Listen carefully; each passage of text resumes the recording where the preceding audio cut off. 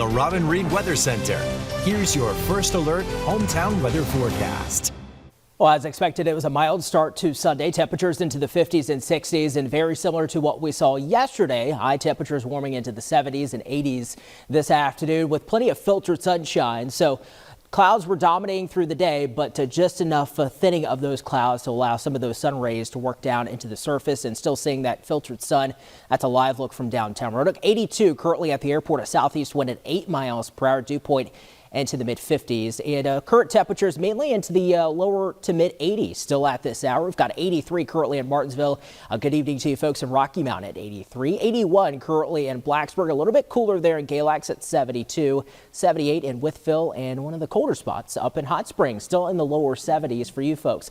All right, that forecast high temperatures here over the next several days. We're still into the 70s and 80s tomorrow afternoon. A cold front will work through the area early on Tuesday. That will knock our highs back down into the 60s and 70s for the rest of the work week, but these highs still running about 5 to 7 degrees warmer than where we should be for this time of year. So that warmer air still hanging tough across our hometowns. And first alert Doppler quiet scans here locally. But as we work into the rest of this evening, into the early overnight hours, as a warm front will lift north and east, a few spotty showers may develop with just the instability of the day. Now, the main storm system is back off toward our west, working through the mid-south right now, sparking numerous tornado warnings from Missouri down into central Arkansas, and a new tornado watch in effect for the heart of the mid-south through eastern Missouri and also eastern Arkansas. And these are the active severe thunderstorm warnings along that line, rolling through, approaching St. Louis down toward Little Rock. Now, that storm system will work into our area as we work late tomorrow. Let's talk about this evening first. A few spotty showers possible here on first alert Doppler, but overall rain coverage at about 20% or less. As we head into early tomorrow morning, it's a quiet start to the work and school week. Temperatures into the 50s and 60s once again will warm up into the 70s and 80s by the afternoon.